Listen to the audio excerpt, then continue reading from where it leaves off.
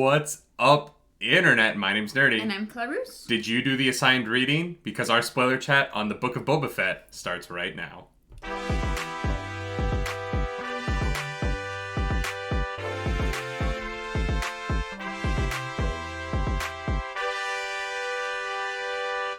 That is right. Episode 1 of the Book of Boba Fett has finally released, and we're going to talk about it because it was really good. Yeah, if you watched it, you understood the assignment. You understood the assignment. This is the way, and the way is you watch it day one. Yeah. Or whenever you watch it. Some people have kids. They have other responsibilities other than Star Wars. I mean, I have deliberately made it so that my life functions in a way where my priority is watching Star Wars. Great. Yeah. You know what? I love it. So Tamara Morrison and Ming-Na Wen are back as Boba Fett and Fennec Shand, and we get an episode that I think is deeply fascinating for so many reasons, for what it sets up for the future of this show, for what it says about Boba Fett and the state of Tatooine. I was like, this was such a tight pilot. And I was kind of blown away by how successful I think it was as a pilot introducing a new TV show. Yeah, I agree. I think that it was a really good balance of familiar, right? And also new, right? We had some... Just finishing my coffee. Sorry. You're good. We had some characters who we obviously recognized. We had some creatures we recognized. And then some that we didn't, which I think, like... I think it would have... been I don't think I would have liked it as much if they didn't introduce new things, to be honest. I think that was one of the stronger points of the episode, because there's fan service, but there's fan service done right, and they had things that were recognizable, were clearly very important to the story. They serve a purpose, but they're also expanding on the world. There's a criticism of the sequel trilogy that there weren't a lot of aliens in that trilogy from the Star Wars universe, and that they went so far out of their way to introduce new things, which I really enjoyed, and I didn't really have a problem with myself, but you guys know how I feel about the sequels. But if you wanted your original Star Wars aliens, boy howdy are you getting them in this one. Oh yeah. Yeah. We got Gamorrean guards shirtless, just nips out. We got Twi'leks out the ass. We got Rhodians in the desert, which does not seem like a good place for a Rhodian to be. We got Greedo. We got a Walrus Man. I know that they have another name, but I will never stop calling them Walrus Man. Thank you, Kenner. Is that what they were called on the figurine or something? Yeah. Okay. The Kenner. So before the character got a name, I can't remember his name right now, but it's the guy who threatens Luke in the bar. Yep. Walrus Man. I know who that is. So the episode starts off with Boba in a Bacta tank, which I love that almost all of our main Star Wars characters have Bacta tank experiences now. It's just such a it's convenient. Ever since the iconic shot of Mark Hamill floating in a diaper in a giant tube, I just feel like they've been Bacta's the thing to do. We got Darth Vader in Bacta. Yeah. We love our Bacta. Boba Fett though has the travel size version, which is really nice. The tanning bed Bacta tank. Very convenient. So that's nice. Yeah, I was like, why is Vader's Bacta tank so complicated? If it come in this size, why would you ever want to hang from the ceiling? Maybe that one has special features, like massaging or pedicures. I don't know. I desperately want to see the episode of the Darth Vader miniseries where Darth Vader goes to the Bacta dealership and somebody's trying to upsell him. This one's got nice rims. What is a rim in this situation? Maybe it's the trim on the inside, that you see. I feel like you've heard a car person say that one time, and you just plucked it from the back of your memory. You want to make sure you have the sunroof as well. So the Bacta tank with the sunroof. I'm not gonna lie, I think Boba Fett got enough sun. I feel like he's all I sunned think out. he's good. That vitamin D, he's set for life. Set for life. So Boba Fett is having a little bit of a nightmare. You know what I mean? Yeah. He's like, ooh, ooh, ooh, in the Bacta. Which means it's time. For flashbacks. For flashback. Right at the beginning of the episode, we flashback. And I got really excited because you saw me. Yep. We like to watch these things when we watch them in the morning. We watch them in bed, right? Mm-hmm. Are you ever? Sorry, I have my ringer on because we're having the internet installed later today. Oh, that's true. We've changed internet. The person on the phone, the woman was like, make sure that you answer the phone because the technician will just decide you're not there if you don't pick up when they call. So I rescind. Off now, but I rescind. It was on for a reason. So, Boba Fett, the first flash we get is Camino. And when we watch these things in the morning, we're lying in bed. And the TV's there. And I went, Camino! And I sat all the way up and, like, scooted to the end of the bed. Who needs coffee when you have Boba Fett and Star Wars? I'm such a fucking nerd. Yeah. And then, so I thought we were going to get, like, a flashback scene of him, like, as a child in Camino. I was Me too. I thought we'd have more of Camino. It was just a flash. And probably just reused footage. Like here's the thing. They reused the footage from Attack of the Clones. I don't know. I think we're going to get more Camino. You think so? Yeah, there was something about the fact that they introduced it first that makes me think that they want you to remember Camino because it's going to come back later in the season. I hope so. I think these, like, I have a feeling these Bacta Tank dreams are going to keep coming throughout the season.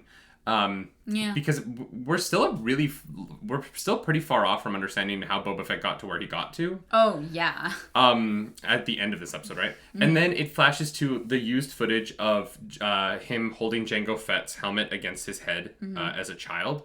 Heartbreaking, but very well done. Mm-hmm. I appreciate them calling back to the prequels because I feel like the prequels get such short shrift, but they're such an important part of Star Wars and there's so much great stuff in them. Mm-hmm. And especially when it comes to, like, this character's childhood was put on screen in that, right? The first time we saw Boba Fett really, like, have a character, because he doesn't really have a character in Empire Strikes Back and Return of the Jedi. He just has, like, really cool armor. Yeah. The first time we see him as, like, a person, the person behind the bounty hunter is as a child in Attack the Clones. Mm-hmm. And so for them to call that back was important to me because it is a big part of this character. And I hope that stuff from the Clone Wars is mentioned. I know that you haven't seen it, and I'm sorry. That's okay. There's a lot of great Boba Fett stuff in the Clone Wars about him becoming who he is mentally. And we're going to talk about that later when we talk about the meeting scene because there's some interesting stuff going on there with the development of this character. But I do really appreciate them going all the way back to the beginning. Yeah, so do I. Now, the one discrepancy I kind of have is that right, so we're first introduced to him in the original trilogy. Yeah. And he is, like, a pretty, like, willing servant bounty hunter to Jabba, who is, like, a terrible person. And then a few hours later, once he escapes the tentacle thingy, the Sarlacc, once he escapes that, he, like, he immediately goes to, like, saving Tusken Raider children. The one thing that I don't think we're gonna get that I kind of wish we had is a Boba Fett that is different in the flashbacks than he is in present time, in terms of when I thought of Boba Fett, he's like a ruthless bounty hunter, right? 100%, yeah. And I think it was a little bit of a missed opportunity. However, with the story they're trying to tell, I don't know if it worked. I think it might have been a missed opportunity that he goes from being ruthless and, like, absolutely cutthroat to then going, like, ruling instead of with fear, with respect, like he says, right? And maybe there is, well, no, because that is right at the end. Like, that is, I was gonna say maybe there's stuff in between, but there's not, because it's Return of the Jedi, and then the scene that we open with in the flashback, not that we open with, but, like, that we see right away, is immediately after. Yeah, we do get him using the air filter of the stormtrooper to keep himself alive as he punches through the Sarlacc's esophagus and flamethrowers the inside of the... I was like, if you're gonna get him out of the Sarlacc, you have to make it awesome. Oh, yeah, and that was a rad shot. Well, and it's and nice... then he just punches through the sand. Well, and it's nice that we had answers to these questions right away, right? Yeah. Like, if they had kind of withheld that and been, like, ooh, sneaky about it, I would have been annoyed. Like, it would have been like, well, you need to tell us. Well, and I appreciate that it was in line with the canon answers that we've had. Right. Yeah.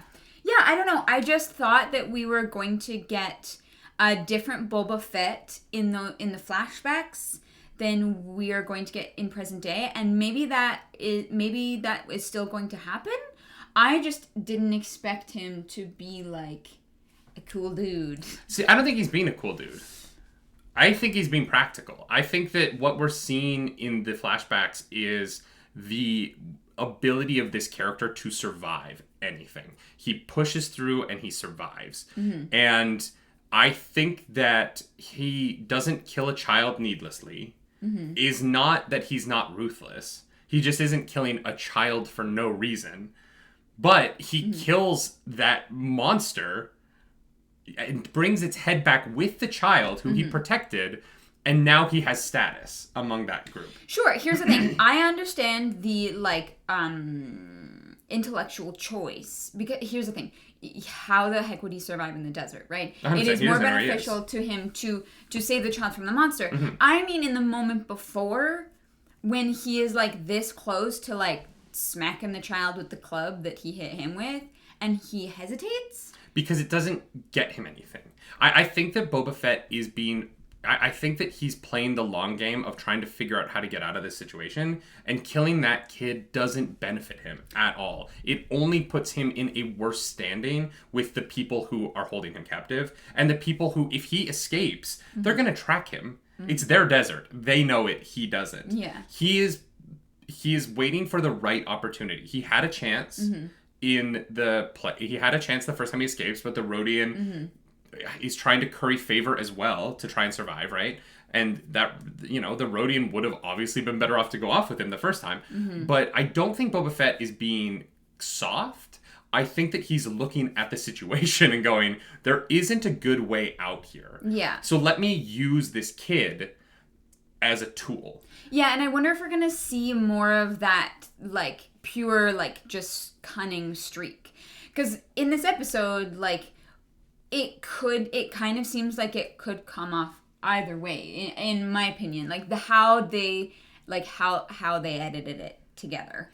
Yeah, I think I understand what you're saying. I think that when I look at it, I don't see the value in him killing that child. No, for sure. And that's why I'm really interested to see how the rest of these flashbacks play out. Mm-hmm. Because what I would really like is a different Boba Fett from then to now, because like you said, I think that we are going to get a lot of flashbacks in this. I think the problem with what you're saying is that we only know Boba Fett as a tool of someone else. Mm-hmm. And so we don't actually know how he behaves when he's in charge of the situation. And so it might be that Boba Fett is not different. The situation around him is different.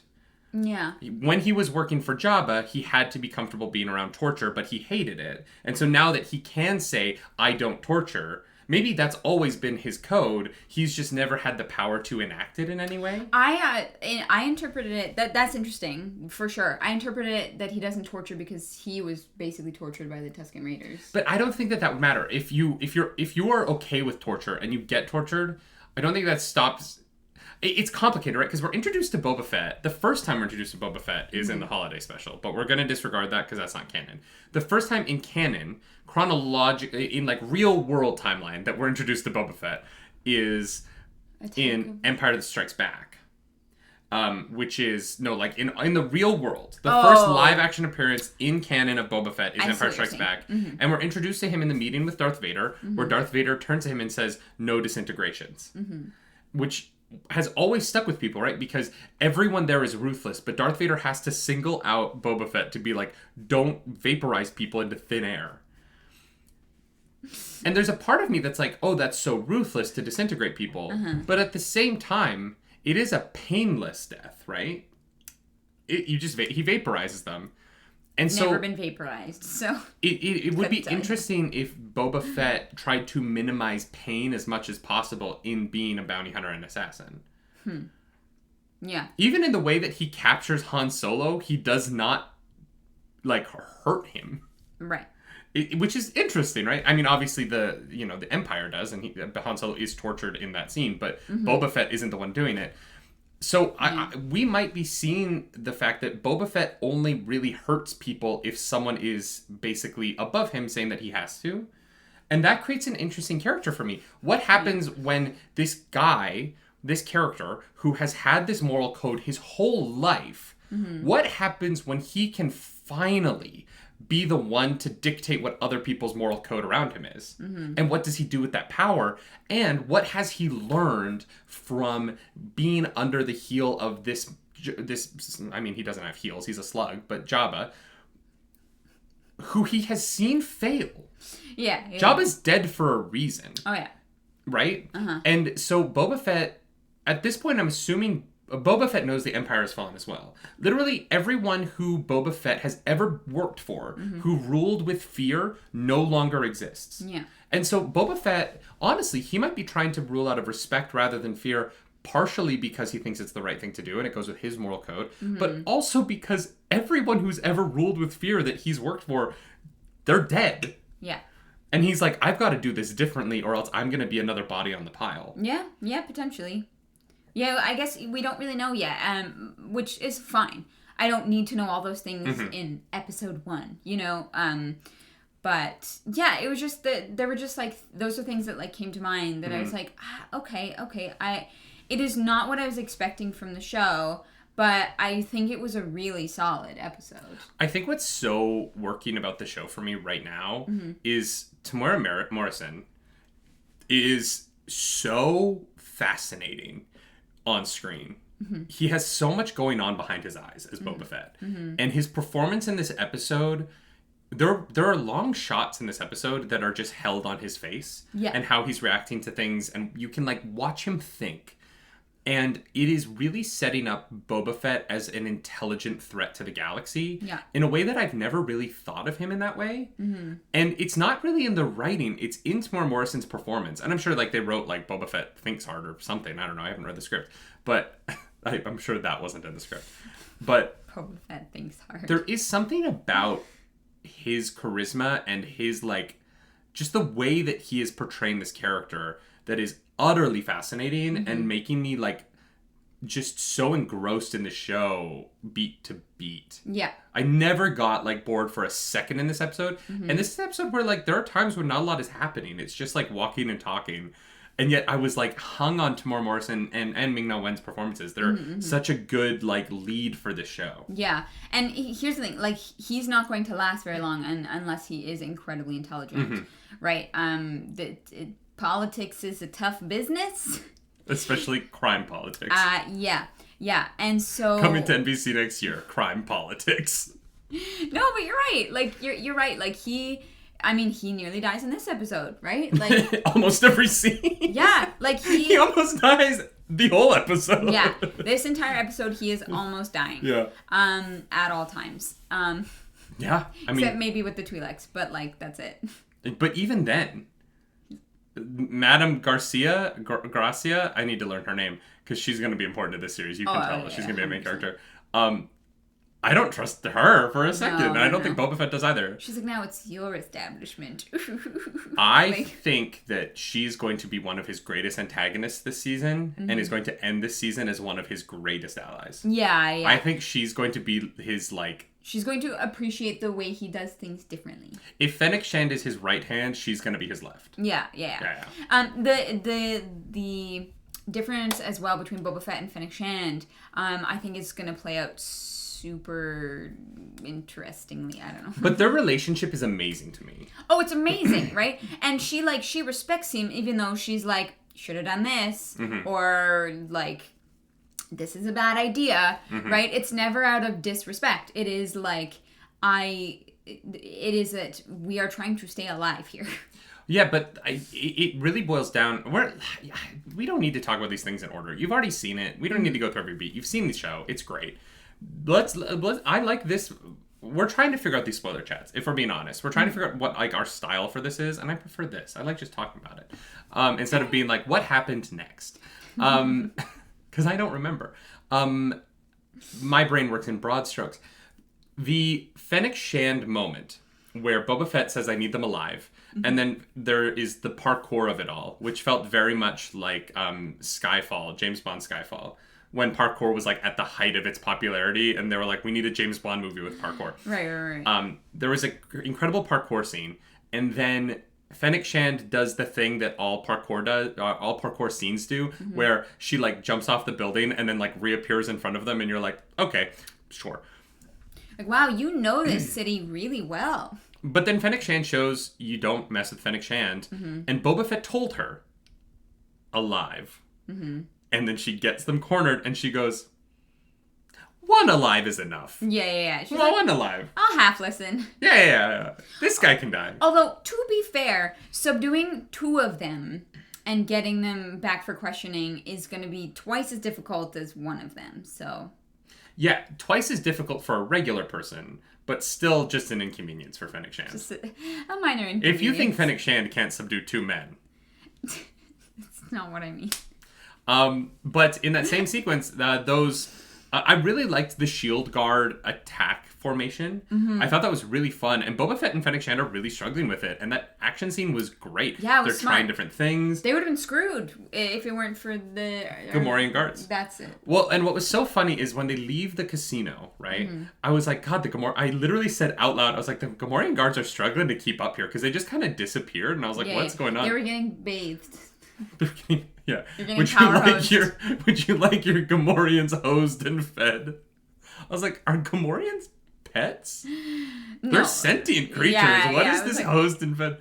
Jabba clearly did not treat his Gamorreans well. No, they were like so loyal to him. So. And hot too. A shirtless Gamorrean works for me, man. I didn't know that that's what I needed in my life, but that's what I got, and I'm okay with it. Okay, I'll disagree with you on that. Also, the male Twi'lek Yeah. was so buff. Oh my god. I was like, God damn. That's an attractive man. Well, and I like that we don't just have like hot like Twi'lek women, right? That there's we sexualize both genders in this galaxy. Hey, equality. That's what that is, all right? I wonder if he has an only. This is feminism. This is feminism. Hot shirtless Twi'leks is feminism. Yeah. And it's intersectional because he's green. Okay. I don't think that's how that works. I don't think so. Am I canceled now? But so Boba Fett, the Gamorreans catch up and break the shield wall, and Boba Fett, they win the fight, and Boba Fett is like, "Get me to the Bacta tank," and I was like, "Oh," he's been beat the crap out of, like. But what's so fascinating about this is that he is portraying strength and like power, but he's a broken man. He's weak, yeah. And that is more interesting to me, a show, than like the perfect, just like brutal avenger of darkness. You know what I mean? Yeah. Like, him having and Superman, but dark. Because it happens, right? No matter how great a warrior you are going to get older. You are going to lose your edge. And you're gonna get stuck in the desert for who knows how long. Boba Fett needs to find his edge mentally. And I there was a part of me that was like, are there any other reasons that Boba wants to be in charge other than just wanting to be in charge? And part of it is he's can't be the assassin anymore. Yeah. He's not Fennec Shand running, he's not going to go do parkour. Yeah. Granted, he has a jetpack. He could have just like flown, but they didn't have enough budget for the jetpack in this episode. So we got to see the Houdini. The Jawas. We got to see the Jawas steal it. Well, no, but he's wearing a jetpack, and they're in a shield wall, and I was like, you know how you get out of this? Oh, was he wearing it? I actually did not see that. Oh, maybe he wasn't wearing it in that scene, but I was... We'll have to go back and watch it. Because I didn't notice it on him, but... That's funny, because in my head I was just like, you could just jetpack out of... Although, then he would burn Fennec Shand. Oh, no, he could turn, grab her, and jetpack up. If he's wearing it. Yeah. If he's wearing it. Yeah. He won't make that mistake again. No, you gotta wear your jetpack when you're facing the shield wall, dudes. Yeah. Also, I'm not gonna lie, those shields reminded me so much of the Gungan shields from Phantom Menace. Oh my god, I was literally thinking that. I was like, that looks familiar. I was like, dope. Yeah. This episode was really dope. The Jawas were great. Mm-hmm. Those damn Jawas, man. They're just so they're annoying. Jesus Christ. I also really liked the sand person warrior. Like the leader? No, the second in command when they have the fight. Who's like, go and... I'm excited to learn more about that character because I think we're going to get more flashbacks in... I think that person and Boba Fett are going to have some sort of like mentor-mentee relationship maybe, or some... There's that is the start of something that we're going to see play out through these episodes. I also really love... And here we are, you know, in this like era of Star Wars where it's been, 50 years? No, God, no. Yeah, 50 years? Almost 50 years. 45 years since the first one, right? Oh my god. Yeah, I know. Oh, I hate that. May will be the 45th anniversary of Star Wars. Wait, didn't it come out in the 70s? Yeah, 1977. So 2027 will be 50 years. I know, right? So that's fun. We've had these sand people, and modern Star Wars has really created a different culture around them. And the way that Mandalorian has treated the sand people, and I think what Boba Fett is also going to do with the sand people in, you know, really fleshing them out as more than just kind of like this like threat to Luke Skywalker in this one scene. Yeah. I think it's going to be a deeper relationship here, and we're really going to have Boba Fett within this sand people culture for a bit in these flashbacks. And I'm so excited to dive into that and really get into, you know, this culture that's clearly so respect driven. And when Boba Fett kills the centaur lizard man. Yeah, like kind of, centaur, like, I don't know, it also kind of reminded me of a scorpion. It reminded me of, it was like if you turned the, you know the famous, who's the famous creature that Kirk fights? The lizard man that Kirk fights in Star Trek. Oh, God. It's the famous fight where they keep hitting each other in the back. Yeah. It looked like if you took that thing and turned it into a centaur. Why don't I remember its name? I used to have a poster that was Kirk V, and it's just, like, gone. It's a really cool poster, too.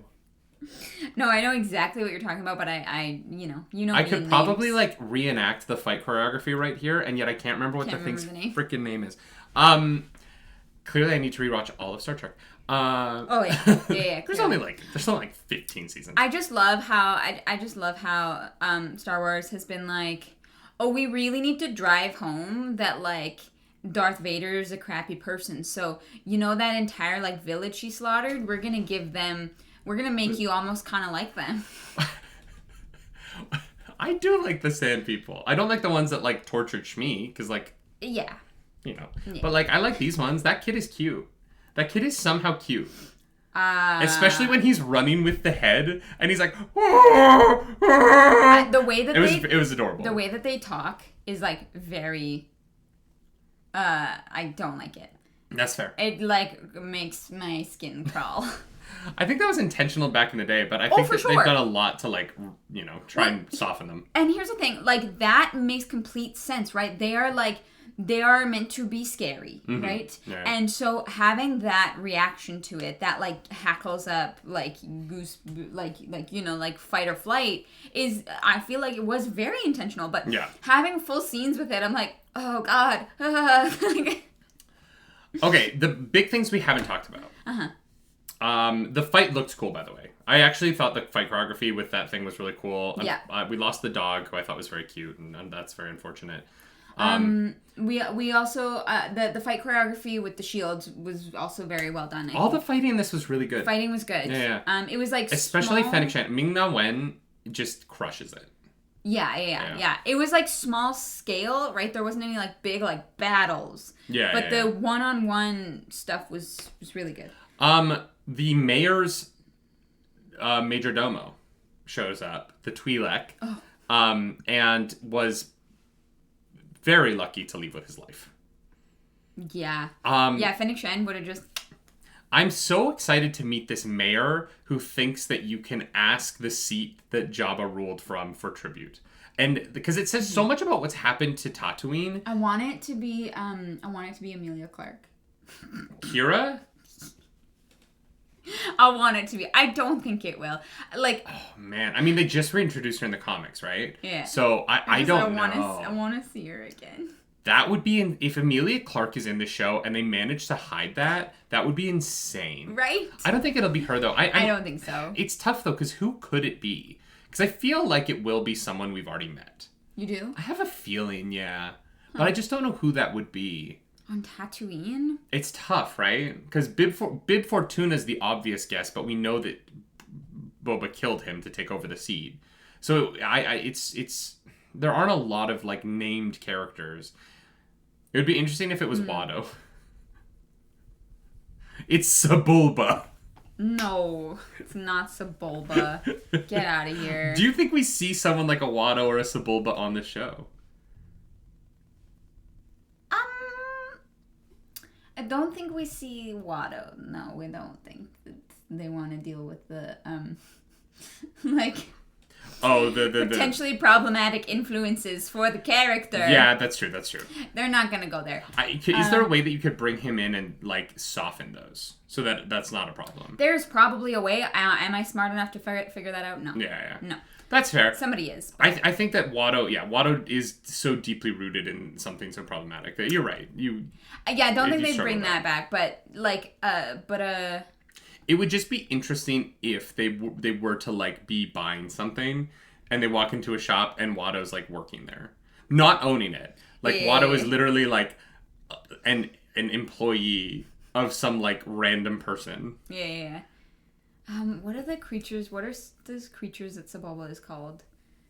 Because Anakin says it. He's like, that you don't mess with a... The good. Is that what they're called? A Doug? I think it's a Doug. The good is what when I played that translated Pokemon Green, the good is what Diglett was called. Right. That's fun. A Doug. Mm-hmm. I think it's a Doug. God, yeah, my brain something is fried like this that. morning. Anyways, this is what happens when you wake up and watch these at 8:00 in the morning and you're like, I'm too tired. We had to get it done. Yeah, because otherwise they won't get uploaded because we won't have internet for like 6 hours today. Oh my gosh. But yeah, the combat was fantastic. Mm-hmm. I think a part of me was a little bit worried that Book of Boba Fett and Mandalorian would be too similar, but I think that this show is going to be more intrigue. Like, it's gonna have a little more like a Game of Thrones aspects to it, right? Where you have to play the game, right? It's not going to be big battles or like running or, you know. It's also not gonna be as like I have a feeling the majority of the show takes place on Tatooine. Oh yeah. Like 100%. It's not a man on his ship. I think we're gonna slowly watch. Because what's so interesting is the first time they pan through Jabba's room to Boba Fett on the chair, I think it's actually just to the chair. It's empty, right? Yeah, the chair's empty. I think that the last shot of the show will mirror that, and it's going to be a full room of people in the booths, the way that it was when Jabba was king. Yeah. Right? I think that we're going. The story of this show is going to be Boba Fett filling that room with people who work under him, and it's going to be raucous and a good time, and then Luke Skywalker is going to walk in. I think we're gonna. I honestly think same thing from the Mandalorian. No. I think that we get a mirror of the shot from Return of the Jedi, where Luke Skywalker walks into Jabba's palace. I just have a feeling that in order to tie this into Mando season 3, you have Luke. You have this like concept that Luke exists in this time period. You've done it. I think that we're going to have this mirror shot of Luke entering the throne room the way that he did in Return of the Jedi. Yeah, but okay. I can Boba Fett is going to respond differently. Mm-hmm. I have a weird feeling about it. I don't know why. I just think that like it's such a good that you have it. You have Luke. You have the throne room. You can do it again, but have it play out differently at the end of this series to show how Boba is doing it different than Jabba. Just from a storytelling perspective, I think there's so much potential there. Yes. I'm gonna agree with you on that one. Yeah, part of me was a little bit worried it would be like samey, but I think that there's so much that they can play with, and this is it's not your like running heist kind of like hopping around. Because we had that with Bad Batch, we had that with Mando. This is going to like build up like a community. I want to say like community. This is going to build up a community in one place, and I'm really looking forward to that. Yeah, and I'm also glad that they didn't like. Obviously, the Sand Kid is there, but I'm glad Boba Fett doesn't have a child that is like the other main character of the show. Yes, that would. Because Bad Batch and Mandalorian have both done it, and I just don't need a like annoyed father figure to force sensitive child show again. No. They have to keep that out of it, or like it's gonna be too samey. Is there anything we missed? Is there anything we haven't talked about? No. I really liked the kid running with the head. That was one of my favorite shots. That was a good moment. He's so excited to be like, and his dog just died, and he's fine because he's got this head. Doesn't care. He's like, this was so cool. I wonder what that water from those coconuts tastes like. The underground coconuts. I'm assuming not great, but like it's water in a desert. I don't know. So... It might be sweet. Maybe. Yeah, because I've heard that like cactus water is like slightly sweet. Interesting. And maybe they're like, yeah. Because it's the same concept, right? I'm assuming. I don't know. Yeah. I don't know. They have to be things that how deserts work. Grow. Because they're digging for them, yeah. They can't just be like stored around. Like, yeah. It's got to be some kind of life form. But that solid episode, like solid start. We got the answers to the questions that we needed to, and we have some more really interesting questions, and we have like a pretty, not like a clear path, but I think like a strong path for the rest of the show. So, I'm really excited for it. I think Boba Fett is off to an incredible start with this one. Yeah, so do I. That was a solid episode of television. Yeah. And it just looks so good. All of the costuming. We haven't called it the costuming. And the music. Oh my god, yeah. I wanted to say I loved the music in this. Like it stood out to me. I can't believe I forgot. Because it's all I've been thinking about. I was like, that soundtrack though is so good. Yeah, because it's like this show is clearly in the same pocket of Star Wars as The Mandalorian, visually, and partially because the volume just kind of makes everything look like the volume, which I'm not complaining about. I think the volume looks incredible, but there is a like visual aesthetic to the volume that is very clearly underpinned in every shot that uses it. But the music transfers between these two shows, and it's not the Mandalorian music again. It's its own thing, but it still fits in the same world, in the same way that like I think the Skywalker trilogy all does.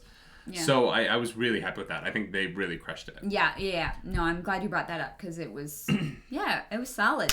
All right, let's get out of here. My name's Nerdy. And I'm Clarus. If you like this video, you can hit that like button, or you can hit the dislike button if you dislike this video. I don't know why you would dislike this video, though, because it's Boba Fett, and Boba Fett, so far, is a really solid show. Yeah. You can also leave mean comments down below, because the algorithm god is hungry, and we must feed her. As always, you can support us around the internet at Fanhouse, at the Patreon. You can go into those links below. You can go over to Javi, get yourself some coffee, or you can go to gamersubs.gg, get yourself some energy drink and 10% off with the coupon code Clarus with 2 O's. How else could you support us? You can just send us money. You can subscribe to be a member of our YouTube channel now. That's fun. You can? Yeah, apparently. Great. So do that. I love it.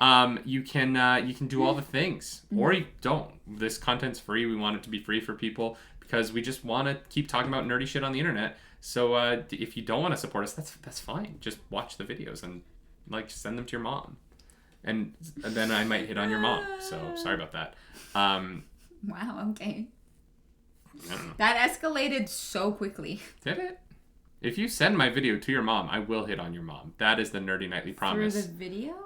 Or... Yeah, she knows. She saw the signals in the video that I was sending with my eyes. Yeah, of course she did, babe. Of course she did. You are so mean to me. No, we're not. You could just yes and, but instead you have to take my ego and like beat it. I did. I said of course. I didn't just say yes. I said of course. It's about tone. I have no idea what you're talking about. Bye. Bye.